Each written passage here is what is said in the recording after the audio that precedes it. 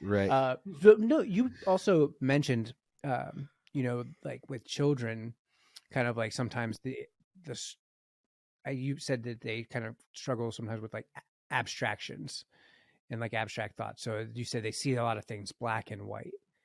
And so we started down it, but I think what you're really talking about is like how do you take like a concept, because like or a theological concept, and kind of distill that down to images, stories, things that children can relate to, and ultimately that's what our pastors are really doing for us on any given Sunday too. They're just using a Right. different language, but they're all looking to say, how do I take this theological truth or concept and kind of be able to share that in a way that it resonates with Matt specifically in his story, or Barton specifically in his story.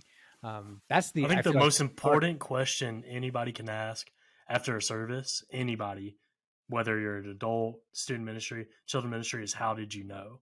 How did you know that that would appeal to me? How did you know that I went through that as a child? How would you know that actually I feel that way right now about my relationship with my parents? I feel that way right now as a kid.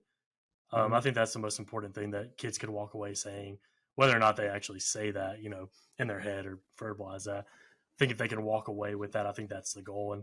And the same is true in worship, right? When we're sitting in worship together as a family, my pastor hits me hard with something that convicts me. How did you know that that's what I needed to hear today?